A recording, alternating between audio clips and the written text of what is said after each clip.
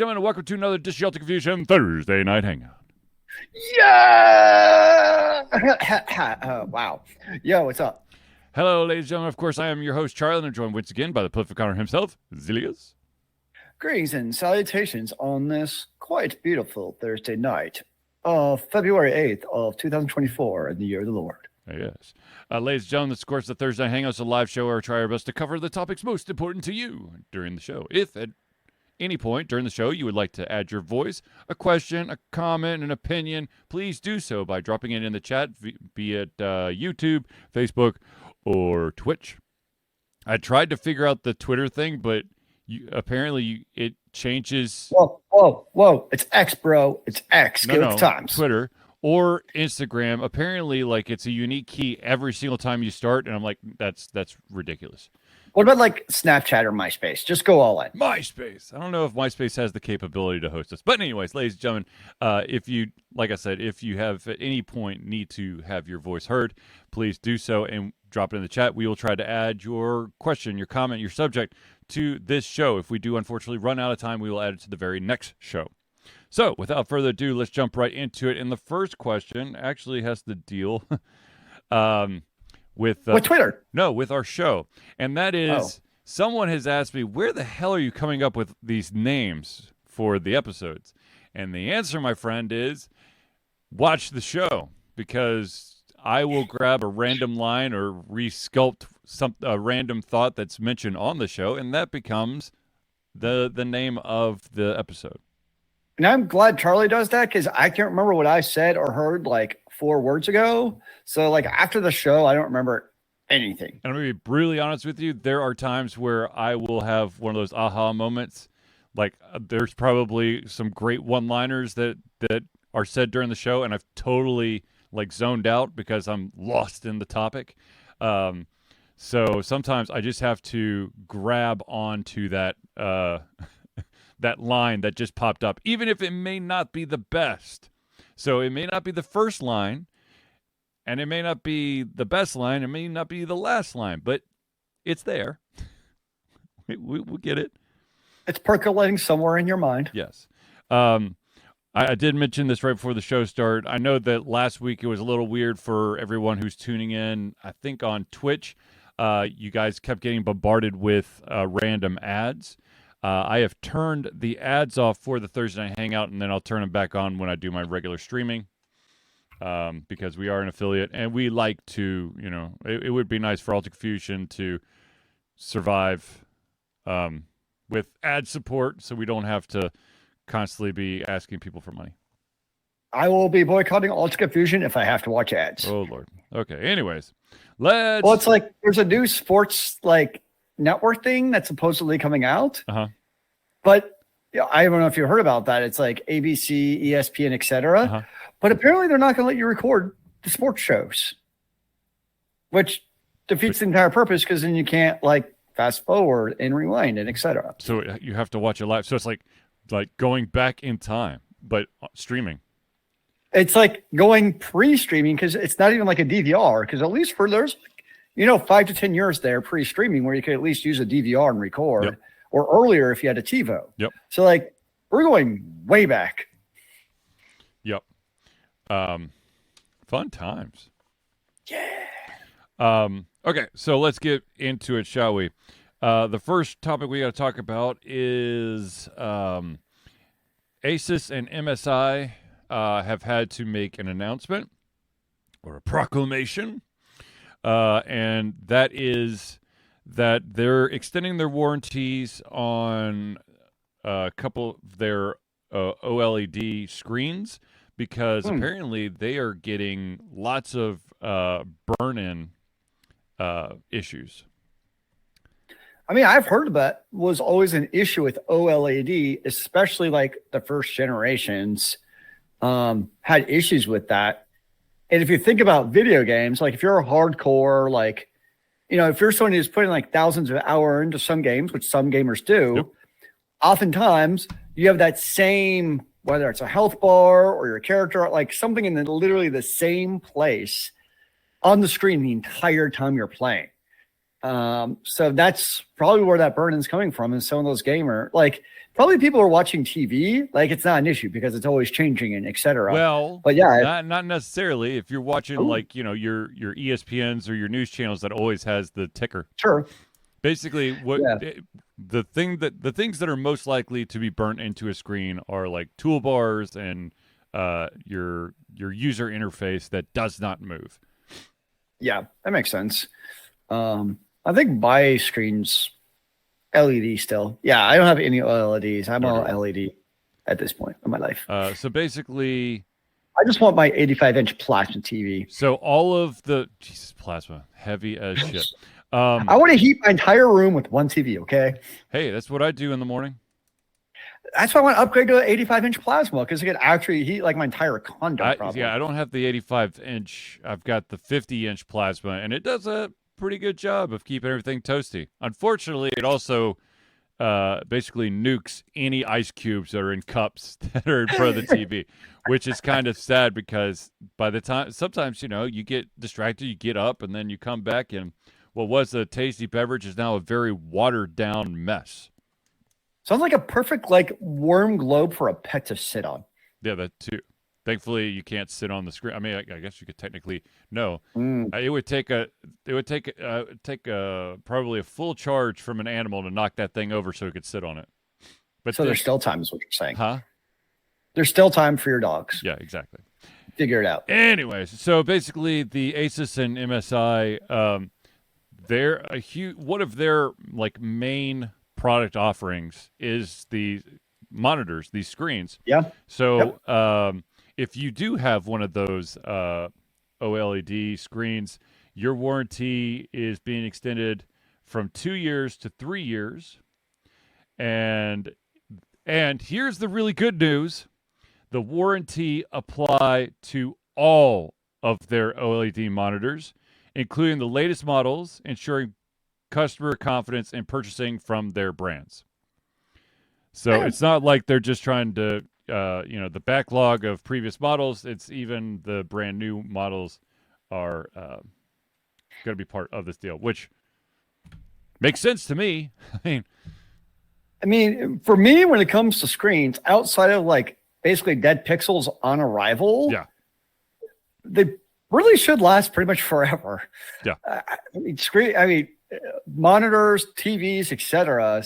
Like for the most part, unless you need to upgrade for more hertz or better pixels, etc. Like they generally last as long as you want until you feel the need to upgrade for whatever reason. Yep.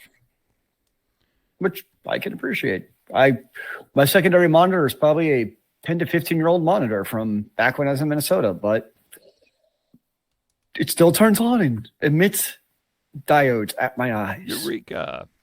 Okay, so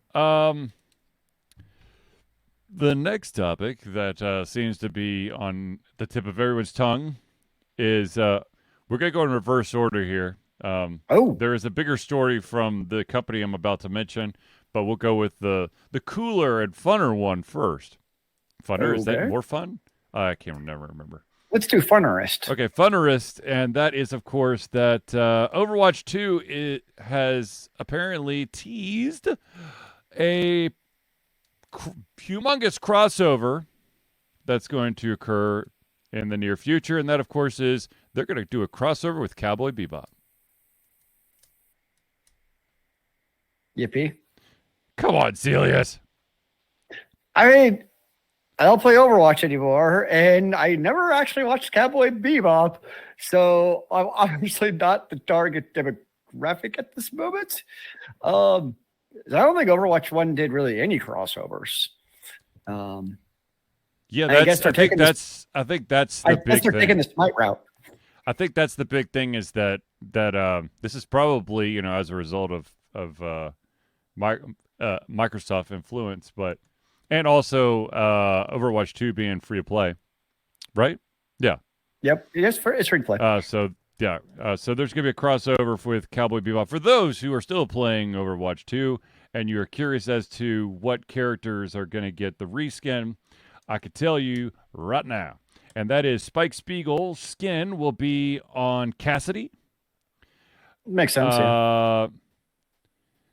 And then there are some hints about some of the other skins, and that being Faye Valentine, possibly a skin for Tracer, and Vicious, the bad guy the uber bad guy in Cowboy Bebop, for Genji. What about the corgi? Okay, so this article, It's very important. They jokingly said, and this probably won't happen, but who knows? They jokingly said Edward and Ein. Edward, of course, is the bad hacker, and Ein being the corgi, and that is Edward is Ash, and Ein is Bob. I could actually see that as Bob, because he's, a robot basically who just comes out from Ash. So, sure, why not? There you go. But I mean, it's as an anime fan, and the avalanche of anime that seems to be now pouring out of everywhere. I swear to God, I've got Crunchyroll, I've got Netflix, I've got Hulu has anime as well, and so does Prime. There's a ton of anime that's constantly coming out, and it's nice. As much as I would love to say that I've been going the purist route and doing it all subbed, that's not the case because have to work during the day. So dub is easier, and thankfully the vast majority of this anime is a lot of the anime is being dubbed, and that includes the ones that are being simulcast, which makes me very happy. See, I'm going to go the purest route here. That I don't like crossovers because, like in Overwatch, like each character actually has its own story and lore. When I'm playing any game, I'm playing Overwatch. I'm not watching Cowboy Bebop. Mm-hmm. So to me, like, it actually takes away from the core of a game. And this isn't just Overwatch, just in general. I'm not a big fan of crossovers when you can use other game or IP skins and a different IP. I don't want it. Like, I would rather that the developers be original and create own new interesting skins for that game that are all shiny and snazzy instead of having people basically dress up as people from other games. I'm just not a fan of crossovers in that regard. I think it takes away from the identity of video games, of the game itself, to do crossover. I get why it's done. It's money. Money. I totally get why it's going to happen, and it's going to continue to happen because it works and it's successful. Yep. But I'm like, I love seeing in video games the original cool, character designs. Designs that are created by the developers. I find much more fascinating than seeing designs I can see anywhere else. I got you. Now, coming from a dad of two, I could tell you that I have spent some money on some crossover skins for my kids. So it works. Yes, it does. Very much so. And Paladin, they have crossover skins for Ruby. And in Brawlhalla, they have They had a set of crossover skins for Teenage Mutant Ninja Turtles. So yeah, we've I know Hi-Res has been doing the crossovers. Oh, for a long time. Yeah. At first, see, in my silly brain, when I first heard, and this crossovers is a thing that's been happening for quite a while now. But when crossovers first got announced, I got excited because I thought that meant that in games like Smite and Paladins and Brawlhalla and Overwatch and all these things that have crossovers, that it's not an actual skin, it's an actual character being added. And that got me excited. And then I got really sad real quick when I'm like, wait, it's just, so my unique character that I love, I can make it look like something that already exists on something else. Yeah. So, I mean, but again, it's a cosmetic skin. Yep. And it adds no actual functional, ponage to your enemy, then whatever. I mean, the only benefit would be, and this is something that I'd be very interested. Is the original voice actors attached to this crossover? Because as anyone who's played, like Smite or Paladins, or I don't think Brawlhalla though, but Smite and Paladins, they utter phrases while they attack. So I'd be interested to see if there's, I mean, that'd be expensive Overwatch as definitely has hell. tons of. I mean, that's a big deal in Overwatch, our voice lines. The Cowboy Bebop voice actors would be that would be an expensive pull. I mean, I can't imagine how expensive purchasing a voice line would be if that were the case. Yeah. That would not be cheap. No.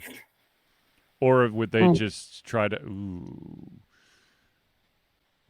Just have AI do it. It's fine. That's what I was going to say. But then that's okay. So you're crossing over from a different form of media,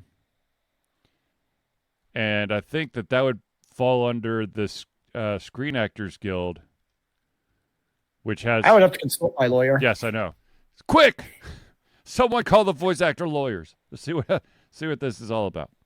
They'd be like, good question. We'll have to get back to you, sir. He's like, oh, okay. I've got to actually call some of my clients real quick. I'll be back later. But you never know. It's cool that Blizzard's doing that. But speaking of Blizzard, let's talk about their new overlord, and that of course being Microsoft, and the shitstorm that they find themselves in right now. Another video game shitstorm. Is it Tuesday or Thursday or a day that ends in day? Yep, exactly. And it looks like we talked about the story. We've actually talked about this in consecutive weeks now, and that is the fact that there has been layoffs that have occurred at Activision Blizzard.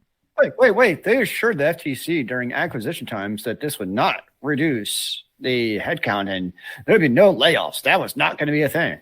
Exactly. And that, my friends, is why the FTC is now filed an appeal to reverse the merger. Which I'm like, I don't know. Okay. Well, let's be honest. That's not going to happen. No.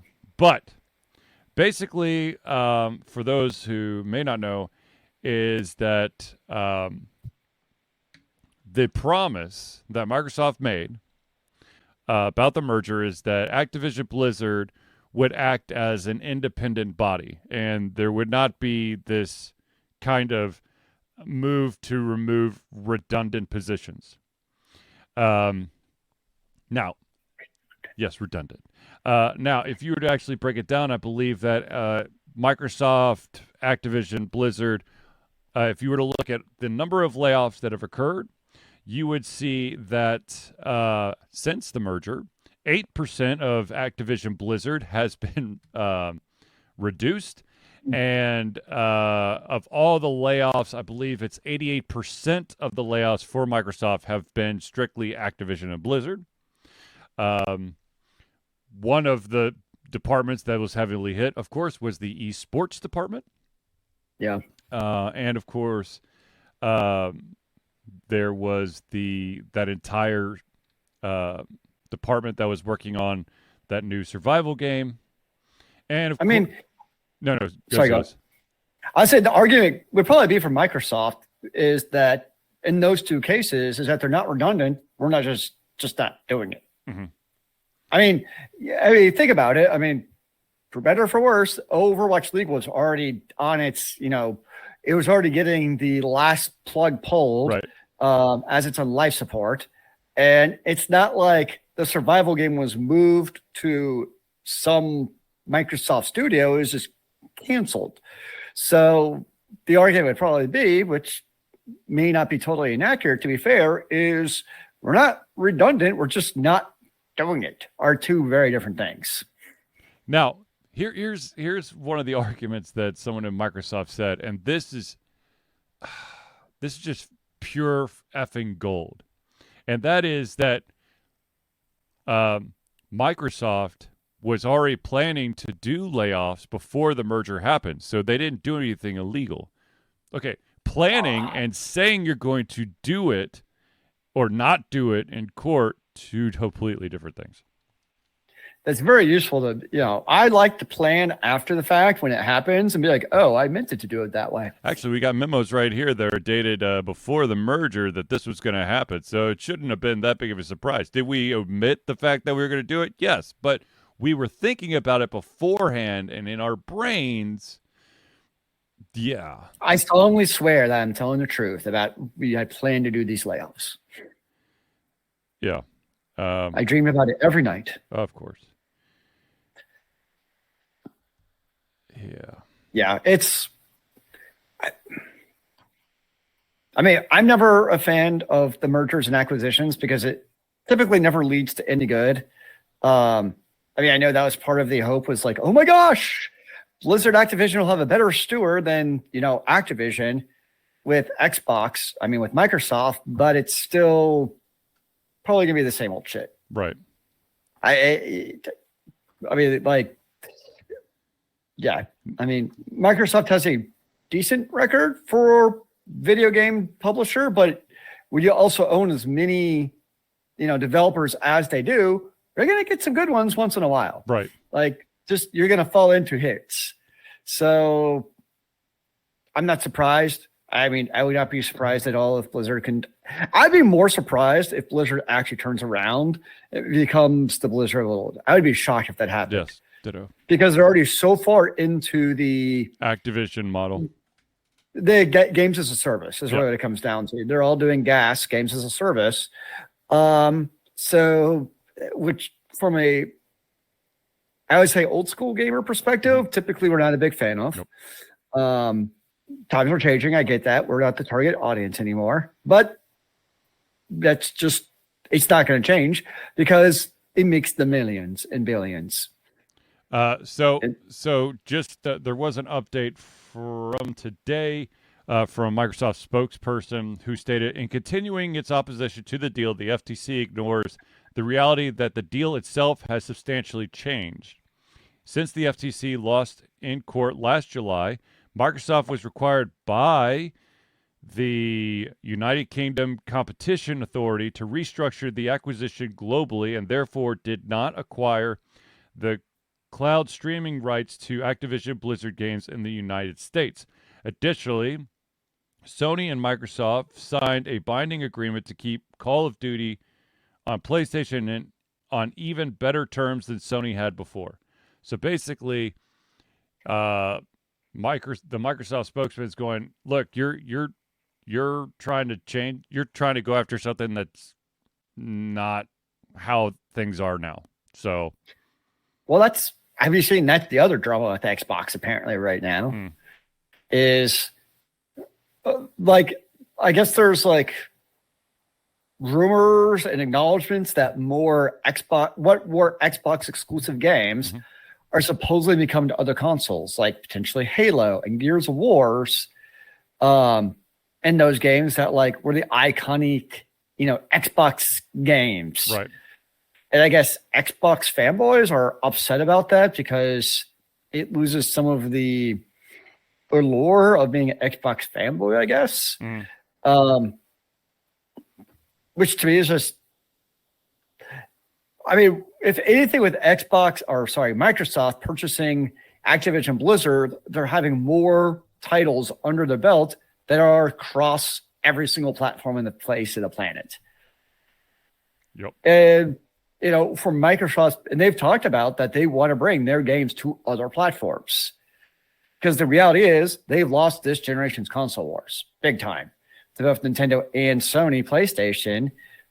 So from a financial perspective, does it make more sense to just kind of cut your loss? I'm not saying don't make the Xbox anymore, but because you're past the point of your video games being able to sell the Xbox. That's just not happening for Microsoft this round. Right. So does it make more sense to just release them on all the platforms and make more money that way? Yep. I think that's where they're probably at. And they've also mentioned specifically they want to bring Microsoft Game Pass to other platforms. Right. which if you're going to do that, then it kind of also starts to exclude platform exclusivity a little bit.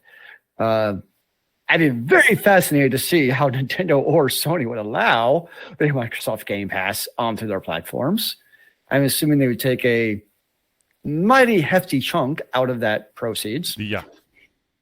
Because they don't have to. So, yeah, they'd take a small king's ransom, especially because at least Sony has their own Game Pass. So it's like, why would we let Microsoft do that when we have our own subscription service? Right. And then who the hell knows with Nintendo? They just do their own thing. Nintendo is still baffled by online gaming, okay? So let's just leave it at that. Wait, do they have online games? Some games have online capability. Ooh. It's good to know they're in the 2010s at least. Yeah, buddy. So, yeah, that's you always had the rumors for the next generation consoles. Mm-hmm. And that's what people are like, is Microsoft can continue making Xbox for the next generation? I don't see why not. I mean, I think they will. I would be surprised. I will say that they did kind of lose their bet on the Xbox because remember, that was the big thing when the Xbox 360 to Xbox One era. Mm-hmm. I remember us talking about their big bet was making the Xbox the media-centric console in your entire house. Right. Because they started to do the whole thing with like routing your TV through the Xbox and all that. Because you did that for a while, didn't you? Yeah. Yeah, and that was their big bet. And they lost. Like, it ended up not working out that way, mainly due to dirt cheap streaming sticks. Kind of defeat the whole purpose of having. Well, let's be honest. At one point, even Sony was trying to push their PlayStation Vue through their console. So yeah. Microsoft wasn't alone in that. But it's just, yeah, Microsoft. That was, I mean, I think they were more in on it than Sony, though. Oh, yeah, absolutely. Oh, yeah. I mean, that was their big bet. Well, it's because they were banking on you falling in love with having the Microsoft like overlays and stuff to help enhance your viewing experience. So yeah, I'll be curious to see. It'll be interesting to see where all that goes because we all know they all want to lock us into subscriptions for life and never actually purchasing a game ever again. Yes, indeed. All right, ladies and gentlemen, we are going to pause for just a second to thank the individuals who help Ultra Confusion be the greatest and best that we could be, and those, of course, are the friends of the show. And so, without further ado, let us begin. First shout out we got to give is to the Indie Cluster. The Indie Cluster is an organization of independent game developers that want to gain exposure by being involved in the community. They collectively journey to popular conferences as a traveling booth to help gain attention for their games. They make partnerships in local communities to bring games to the mainstream mindset. They highlight local, unusual, and rare concepts to challenge the paradigm of the common. They also host events to teach kids and minority groups about game development to hopefully one day enter the industry themselves. For more information, go to indiecluster.com. The next shout out we got to give is to the AV master himself. That, of course, is Noodle Boy Media. Founded in 2015 by Andrew Tran, Noodle Boy Media, previously White Kid 47 Media, is your choice for professional photo shoots and panel recordings at conventions. They pride themselves in providing a high level of professionalism, top-notch experiences, and quality services. If you want more information and to view their full list of services, check out facebook.com/noodleboymedia. Now, the next one is especially important if you're in the greater Atlanta area, and that, of course, is Hero Chiropractic. Hero Chiropractic's unique healthcare practice set up by Ryan Moore, the company's focus to elevate a patient's experience of freedom, creative expression, and joy. They believe that everyone can be a hero and has incredible heroic potential inside themselves waiting to be unleashed. Hero Chiropractic focuses on mobile chiropractic care in the greater Atlanta area. They're committed to healing clients by creating a plan of action uniquely suited for each person. They make that plan of action as convenient and affordable as possible, and most importantly, suited to your individual needs. For more information, go to herochiropractic.com. The next one is the Music Maestro, and that, of course, is CrossPad Creative. Need a new logo or want to work on a full branding and content strategy? Or maybe you need music or audio for your content, just like Ultra Confusion? CrossPad Creative offers a whole host of solutions for individuals and small businesses. Just email Josh at crosspadcreative@gmail.com. zealeus.com and see what he could do for you. And I know that Zealeus, I think Zealeus knows this, but just in case, he is a redcoat. Oh, good. I approve. Which, for those who don't know what that means, it means that he was in the marching band for University of Georgia. That's why Brutus is such good content. Yeah, there you go. And the final shout out we got to give is to the original patron himself. That, of course, is Agile Axiom. By day, Axe leads both the development team and system administration team working on satellites at NASA's Goddard campus. But while not in meetings and many times during, he is the Agile evangelist, Agile Axe, championing the philosophy of Agile and trying to make the world a better place for software developers, testers, system admins, and software projects the world over. Decades of experience in software development and leading Agile teams are brought to bear against evil processes, inefficient work, and bad habits. For more information, go to agileaxiom.com. Yes. Now, ladies and gentlemen, I know that, of course, at this very moment in time, you're like, oh my God, how do I become a friend of the show? Well, it's quite simple. I will tell you right now. And that is, helps if I turn the focus on. There we go. Alter Confusion survives on love and support of fans like you, and so we have a Patreon page. Patreon lets you, the fans, lovers, haters, demigods, interdimensional beings, gods, demons, aliens, mummies, werewolves, like any type of werebeast, truly, supporters, and more to become active participants in the work we love through a monthly membership. This gives you access to exclusive content, community, and insight into our creative process. In exchange, we gain a bit more freedom to do our best work and the stability we need to build an even stronger creative career. Currently, we have two tiers. We have the $1 tier, that's $1 a month or $12 a year. And what that'll get you is early access to our playthroughs, which, by the way, the new early access playthrough, The Invincible, is now up for you patrons. And, of course, the ability to participate in patron-only posts and polls. Now, if you're feeling extra frisky and you want to be listed as one of the friends of the show of every single Thursday Hangout, I highly recommend the $5 a month tier. That's $5 a month or $60 a year. And not only do you get everything at the $1 tier, but you also gain your name or organization added to the Friends of the Show section of every single Thursday Hangout. And Zealeus wants to point out that in certain restaurants, that is one coffee a month.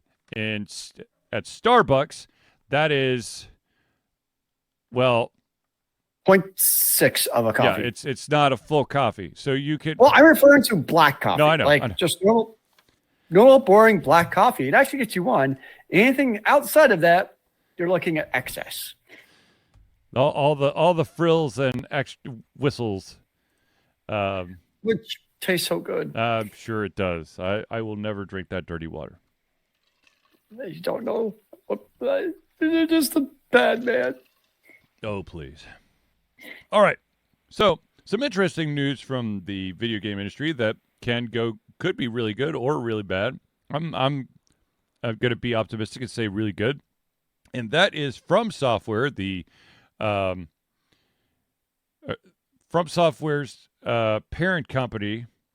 Of course, FromSoftware is the studio that's synonymous with all of the Souls games, Dark Souls, Demon Souls. They also had this, in my opinion, a fantastic mech game called Chrome Hounds, which was way back in the day now. And I played. They also had, I never played it, Armor Core Rubicon, which is supposedly really good. Yeah, Armor Core 6, Fires of Rubicon. Actually, all the Armor Core is supposed to be awesome. But this one is supposed to be even better. And, of course, the other big name title, if you're not a mech person, but you are an RPG guy and you know, hate yourself some days because this game is hard as balls, they're also the people behind Elden Ring. So this company, the parent company, has acquired one of the co-developers of Octopath Traveler, which was a great game, but the storyline was bullshit. And I'm just going to leave it at that. I don't want to get into it. I felt like there were so many good things, and then it just fell flat for me. So anyways, here's a fun tongue twister for everyone out there, and that is the fact that the FromSoftware's parent company is called Kitagawa Corporation. Okay. And the studio, the co-developer of Octopath Traveler, the name of that studio is Acquire. Okay, so when you read all the news things, it goes Kitagawa Corporation has acquired Acquire as a subsidiary to foster collaboration between the studios and strengthen its gaming strategy. So it acquired Acquire, which I'm sure most spell checks is like, what is wrong with you? And that greatly amused you. It did, very much so. And to be honest with you, like Octopath Traveler was a very solidly made game, and to add that type of developer to your stable, we're talking about a chance of a bigger company getting some super talent. You got it, or they got it. So it's kind of funny. I'm looking at their website, and like they have their products. They have a tab for mobile apps. Mm-hmm. Their last mobile game, 2008. Yeah. I just find that kind of funny. Yeah, it's because you think about like the games they've been coming out with recently aren't really like the Octopath, type of games. Yeah. They're all very action-oriented type of games. Yep. So I'll be curious to see if on a game, getting an Octopath type of developer, if they're going to try like, a hardcore JRPG style of game, which I would stay far, far away from because I'm terrible at JRPGs anyways. And I were to go like super hardcore, we have to get just the, right mixture of parties. And you can't just attack and heal. No, you probably have to have like the thief who steals the exact right shit from the right monster at the right turn of their attacks to get the flying mantis potion they can then make to then down the other guy. But that's what happens in those hard JRPGs. Like you have to do that shit just right. That's not for me. To truly experience the game, you have to know things that you're not supposed to know, but you need to know them. Well, not like I do. I didn't play him, but I watched people play him. I know, like they would take your thief character and just like randomly steal shit from all the enemies, and it's like, aha! This is that one piece of ingredient I've been looking for the last like 20 hours of gameplay. I can now make it to beat the Omega Core enemy. Well, it's just like the Final Fantasy VII to like unlock, to get certain summons and stuff. You had to do like insane things. Yeah. You have one chance to run through this submarine, and there is this one hallway you could slightly see to the left. If you run over there, you could go down the hallway and into a door, and then you get this piece of materia, which is like the magical substance. But if you miss that easily missable hallway, and you run down it and you defeat the boss, that submarine blows up and you lost your chance to get that material, which you need to truly beat the game. But here's the difference. A Final Fantasy game, now just to beat like the Omega Extra random boss, you can still beat the game. A FromSoftware game, you would actually probably not be able to beat the game. Like they would actually hardcore block you. Like, haha, sucker. Well, okay, so there are not all of Square Enix's RPGs have an easy ending. You need to find those optional things in order to actually survive some of these attacks. Fair enough. Anyways, so, FromSoftware's parent company gains the Acquire, one of the co-developers of Octopath Traveler. Hopefully that means that kick-ass games that I want to play are on the horizon, and hopefully those games won't kick my ass like Elden Ring did. And just for the record, and I will fully admit it, yet again, I put 38 hours into Elden Ring, and I could never beat the first boss. There's a reason we'll probably put 0 hours into Elden Ring. Probably the best. I'm the same way. I played Bloodborne, and I could beat the first. I guess he's not a real boss because he's not actually a checkpoint. I was like, aha, after so many hours, I beat the first boss. But then you get to the next part, and you die to like these. I remember it was like these damn hounds. And then you go back, and I have to play this, not really a boss, but to me, he was a boss. And I have to go through it all again just to get the damn hounds. And like, no. I understand some people love those games, and it's all about get good, bro. And I've realized that. I totally understand that. I don't have the patience or time to get good. Well, I will amend that. I'm okay with getting good in a game. Okay, so going down the road of difficulty. All right. A game, for instance, like Mass Effect, I'm happy to crank up, or kind of like those type of like RPGs from BioWare. I'm happy to crank up the difficulty because if I die, I just redo that battle. Yeah. Like, it's like not the end of the world, right? I'm like, okay, I learned like, oh, there's this random enemy over here I have to take down first, redo on super hardcore mode. I can do this. Yep. But in a game like Bloodborne, I'm assuming most of FromSoft games are like this. Like, you have to do like the last half-hour run again to get to the save point that you haven't got to yet.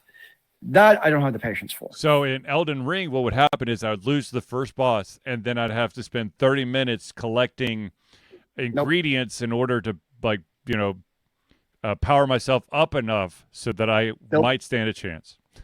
I don't have the patience for that in video games anymore. Like, nor do I just, no, I get it. Like, but that's the great thing though, is there's obviously an audience for a game like that. People enjoy them for various reasons. And it's great having competition with different genres of video games for people to enjoy. I'll tell you what, there's a game that came out recently called Blaze Blue Entropy Effect. And it is a side-scrolling button masher, kind of rogue-ish type of game. I will play that. I don't care if I die in that because I just jump right back in. And yes, you lose all the power-ups from that run, but I don't have to do 37 steps in order for me to get ready to actually get back to the game. Yep, I hear that. So another bit of news, of course, with all the layoffs and whatnot, and this, of course, was not just Microsoft. I mean, tons of companies are doing layoffs. A lot of big name. Oh yeah, just read the news, and it's a bloodbath out there. Yeah, oh shoot, I can't remember what's the name of the company. It's confusion. No, EDIOS Montreal. That's a name I haven't thought of in a long time. They of course are in charge of the Deus Ex game, and of course they hit a huge layoff, and apparently that's resulted in the cancellation of the next Deus Ex game. I mean, yeah, there is one ever so like. I don't know. Like I think it's now once a week when I'm looking around at the news and stuff. There is one vital group of individuals that have their toes in the water of the video game industry that basically say this is not the time to be involved in video games, and that is the voice actors. Because they are. I mean, it's constantly.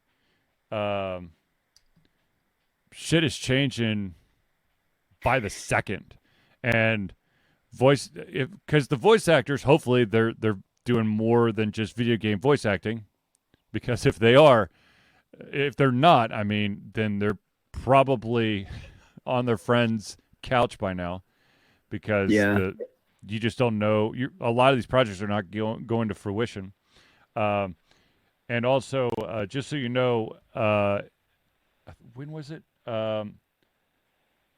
EDIOS Montreal laid off 20% of the workforce last month.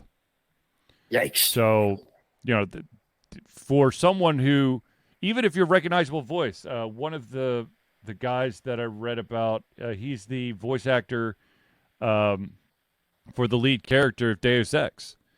And he actually came out and said that the video game industry is a disaster zone because of all this turnover and layoffs and restructuring, and go find something else to do.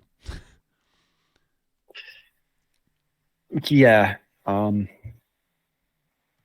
Yep. I don't really have much more to add to that, but it's kind of technology right now in general. Yeah. I mean, you look at Microsoft. I know Microsoft laid off people from the video game, but it's not just their video game department that they laid people off. In general, they have Amazon. You've seen their layoffs.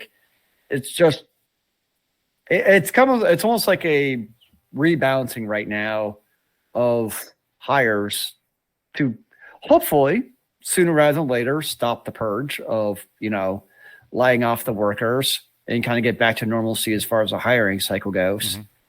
But that seems to be the trend right now in tech, and I'm including video game development in the realm of tech for this, in terms of this, where it's rough right now. Yes, very much so. And the real sucky thing is the fact that the only games that seem to be safe right now are the remakes, remasters, reboots. I thought you were going to say gotcha mobile games too. Oh, that too. If they can make a game that a whale will purchase, more power to you. Yes. Well, there's a game. There's always going to be one game that will trip me up, and I'll be like, oh, 99 cents. That's fine. Oh, $4.99. Well, I already did 99 cents. Because once again, once you buy in once, that's all it takes. Then the floodgates are open. Because you see how much more enjoyable the game gets because you spent that little bit of money. Yeah. You bastards. I hear that, yo. You freaking bastards. So, one of the questions I was asked of Alter Confusion before the show, and I wanted to ask Zealeus, is there a current or past animated TV show that you think would do well as a live action TV show? The person who asked the question would love to see a live action version of Rick and Morty, which it would really have to be the perfect Rick and Morty. See, I'm one of those people who I'm not enthralled or enchanted by I'm a firm believer that some products are meant to be in a certain medium and they don't need to be translated to a different medium. I've said time and time again, I don't want the Name of the Wind made into a TV series or movies. It's the perfect novel with the prose and the way it's written. I do not want it as a movie because it couldn't do it justice. Harry Potter, I was always fine with being a movie because it's far from the greatest prose on the face of the planet. In fact, it's not that good sometimes. It does certain things very well, which I think actually translate well and great to a screen. So it depends. So iconic anime, it's anime for a reason. Why? Money aside, because I know that's the reason why. Yes. But let's just pretend we care about culture and the actual product you're putting out. I would more be curious what product from an anime perspective could be improved and actually add benefit to the overall culture of cinema by changing it from an anime to live action, I think might be a better question. Now I'm trying to think of an answer because I also don't watch anime as much as you. Animated. So it doesn't have to be anime. I'm putting it all in the same. I don't watch much animation in general, whether it be anime or animation, whatever it is. I don't watch a lot of it, to be honest. And most of the stuff I do watch is going to be more of the fantasy sci-fi route. Right. For instance, recently, the Castlevanias and the Fate sagas and those type of things, which by and large, they don't do well on the TV. Some do well, don't get me wrong, but they end up being campy or crappy CG or some other major thing that just makes it not as good as it otherwise should be. Yeah. So a lot of the stuff I'm very happy with it. Oh yeah, Arcane's coming. Like it's just, like I couldn't like Arcane's perfect in the anime format. Right. Like great. Like I don't. Yeah.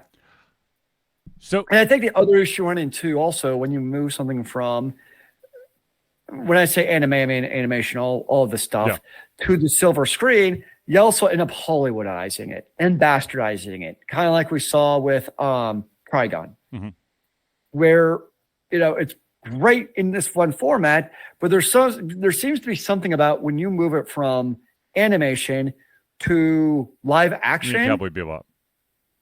Sorry, yes, my bad. I was like, I don't think it's true. Yes, Cowboy Bebop. It's like you lose that creative license almost. And you have to now standardize to the Hollywood norms and do focus groups and all this other stupid shit.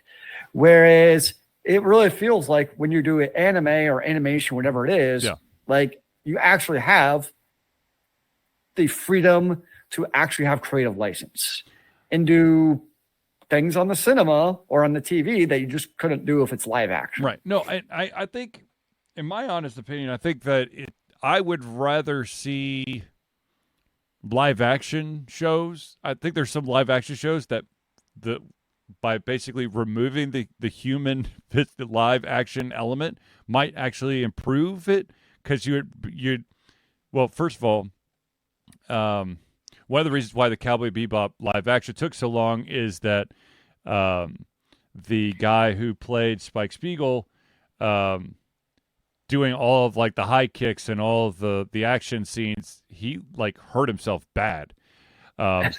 So that you take that out.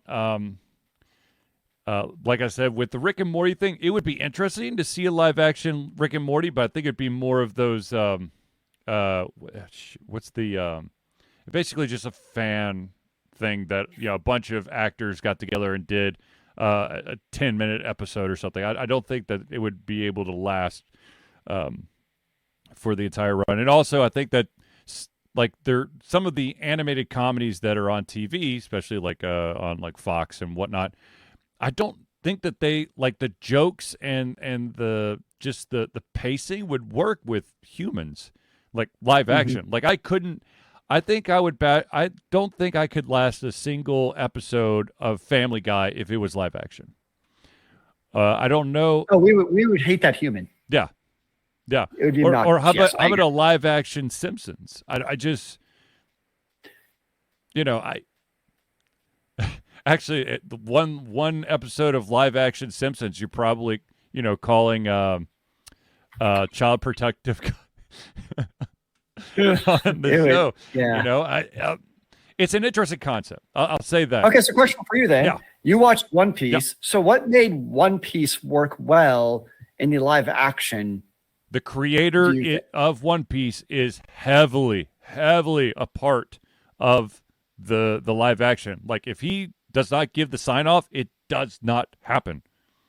So kind of like I was saying with the creative freedom, where they had I guess the opposite of that, they were creatively restricted to the actual source material of the anime, which is what you would want. Yeah. The only downside, some people would, there are some One Piece purists out there who will say, but they took so much out to do the live action. Look, here's a fun fact about a lot of anime, especially One Piece and Dragon Ball Z and a lot of these longer running animes. They fill it to the brim with fluff. Dragon Ball Z is the worst at it. In my honest opinion, it's the worst. It's like, in this episode, Goku does a right kick, and Bulma goes shopping with Krillin for the rest of the episode. Oh, look, they're having a sale on, I don't know, Bulbasaur skin boots. And it's like, and back to the action. Like, you could slim down lots of these animes that have a lot of fluff into, in my opinion, a much more action-packed and enjoy. I understand that sometimes you do need a break from the fight and the dialogue, the witty back and forth that occurs between some enemies and saying witty in a sarcastic way. Because sometimes it's just you're just like, oh dear God, just please punch him. Why are we still letting him talk? So one anime that Overwatch I actually think would work, I'm probably going to butcher how to actually say this correctly, is Code Geass or Code Geass. Yeah. I think that would actually work because that's more of like your kind of almost normal kind of spy type of show where it's like he has two lives type of deal. Yeah. So something like that I could see actually working. But again, it's not high in the fantasy realm. Right. Like we have like weird, crazy superpowers. I mean, you got some, mech things going on, but right. That's not on the show. I mean, so that I think would work. Now here's one that I don't think would work because it would be. Oh wait, that's not. What is this show called?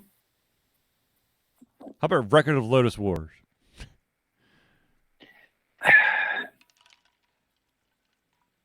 I was thinking about that one. I think some parts could be done, but not the whole thing. I mean, it's classic high fantasy. It's kind of like Lord of the Rings in a way. How about Berserk?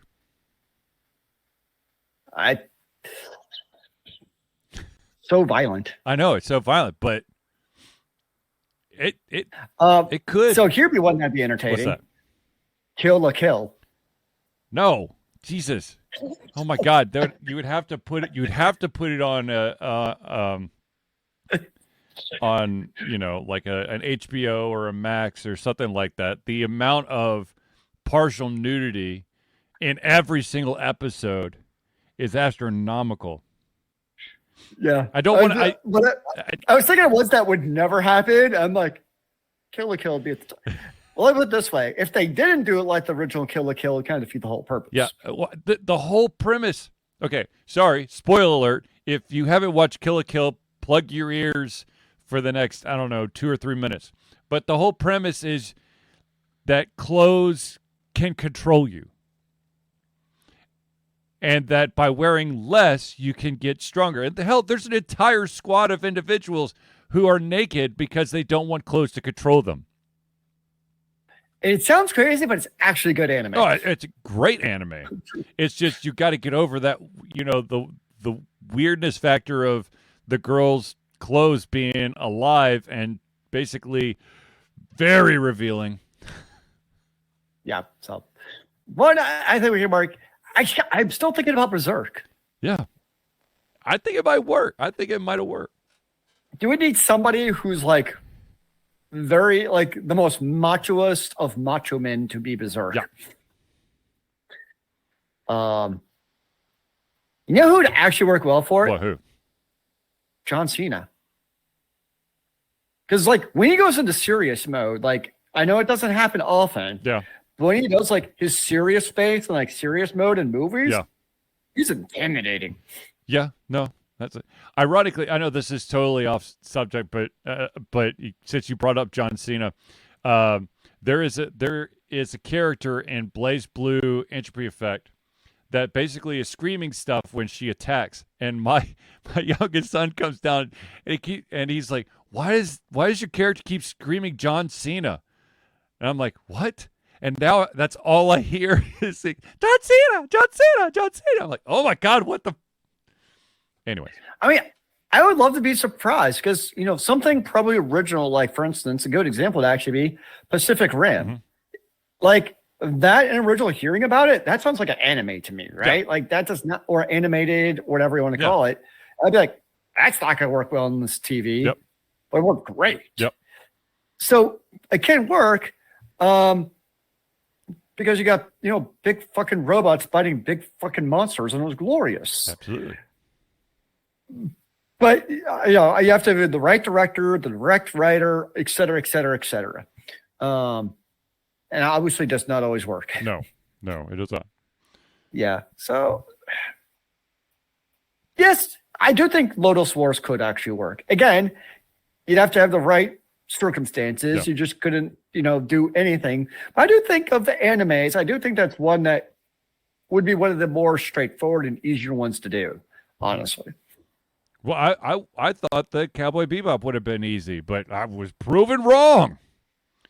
And I would love, I think that Trigun is another one that could, if they actually kept it, to either the anime or I'm hoping that I actually get the manga collection soon because it was supposed to come. I was supposed to get it as my own personal Christmas present, but it got pushed out to April of this year, so I'm still waiting for it. Yeah, you're going to be waiting a while still. I know, and I'm very saddened by that. But anyways, yeah, there's just so much anime right now that my brain is on overload. But I mean, going the anime route or animated, seeing it live action, it just, I think it truly will come down to the right people, be it the actors and the writers and the scene designer or the set designers, because you could have the best thing, but if it looks like shit, it's gonna fall flat. Okay. Yep. So we have one more question, and I this is way too complicated of a question for me personally, but is there a game or a genre that you haven't tried that you're dying to try? And the answer is there are so many freaking games out there, and there's new genres that are coming out every single gosh darn day that I don't know if I can truly answer that question. I will say that the problem is, I wish this person had told me if they were talking about games that are already out, because I would love to play the new Witcher, but it's not out yet. I would love to see what the Cyberpunk sequel is going to be, because I think that would probably rock my socks off, but I don't have access to that right now. I wish I had the patience to play FromSoft games. I just don't. But I wish that were, like, of the genres I wish I could play, I guess, that I don't because I suck at them, it would probably be the Souls type of games. Because typically the combat's phenomenal. Yeah. It's beautiful. Yep. Like, there's so many good things about it. Yep. It's just damn hard. It's the same thing. Like, I like FPSs. I've played Remnant. It's just so fucking hard. Actually, there is like a sub genre of RPGs that I wish that I had more faith. You talking about soul-like games makes me think there's a lot of games out there that are like RPG. They're usually turn-based RPGs, and they have the permadeath. If the character dies in combat, it's gone forever, and that has scared me away from so many games. I think that's actually why I like action RPGs in the last year or two so much. Is for the most part, particularly for the campaign, is you're just some overpowered dude going in, and you can just go Leroy Jenkins, and not really you don't have to think about your builds. Like, I mean, lately I played Last Epoch, Diablo 4, Path of Exile, Grim Dawn in the last couple of years. And like none of those games for the campaign have I looked up any build whatsoever. Right. I do just fine getting to end game. Now, you get to end game, you need meta. That's totally different. I'm fine with that. Right.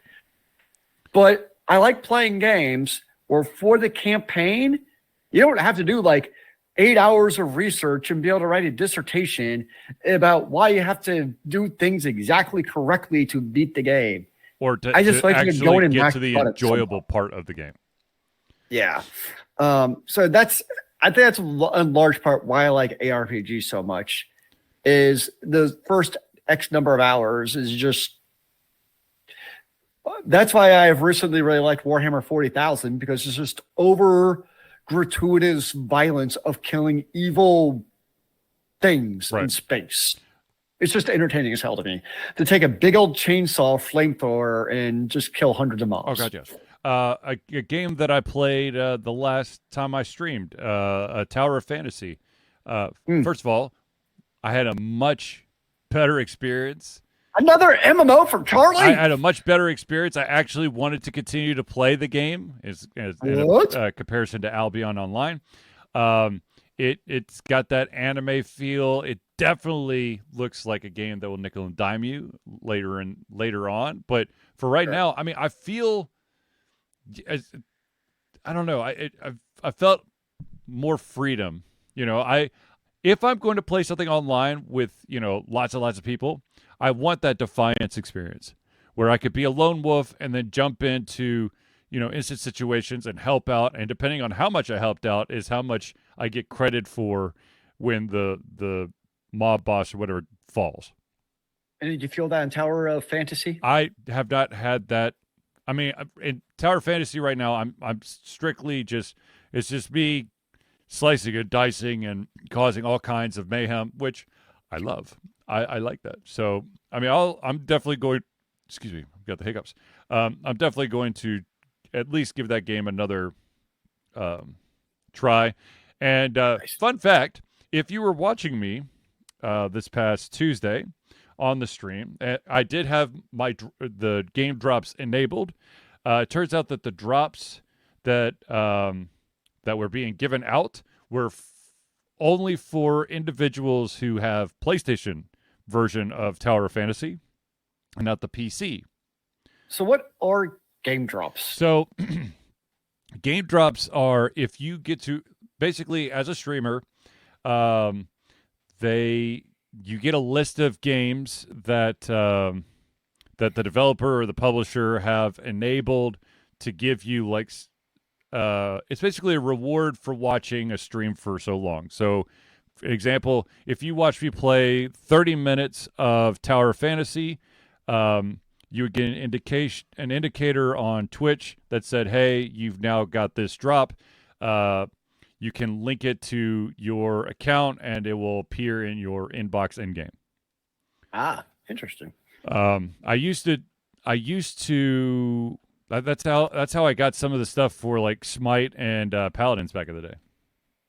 Gotcha. That makes sense. So, but I saw Lost Epochs doing that for the release later this month. Yeah, there's a lot of games that usually to kind of like drum up the viewership and participation of like a new release or a huge update or an event, they'll use Twitch to do drops. Nice. Yeah. So, anywho. So I guess also I like to actually enjoy an MMO where I'm not constantly being shown constantly being thrown down to the ground going, well, it's because you don't have a party, so you can't actually play this game without actually being told that. God dang it, I want to play. If I want to enjoy the game by myself, I want to enjoy the game by myself. I'm not looking for in-game. I'm not. It's not even in-game content, it's literally just the third round of missions out of 1,000 or something. And it's like, oh no, sorry, you can't do that. Anyways, bless you, Zealeus. Although no one heard it, but I saw it, so haha. I have to remember, wait, which tab has my mute? Yeah. So anyways, ladies and gentlemen, I believe we've reached our end of our show. So I'd like to thank everyone for tuning into the Ultra Confusion Thursday Hangout. For myself, Charlie, and Zealeus, it's been a pleasure giving you everything that comes out of our heads, our mouths, and of course, our hearts. We'll be back next Thursday for another Ultra Confusion Thursday Night Hangout. And remember, kids, keep on gaming in the free world. Amen to that, brother.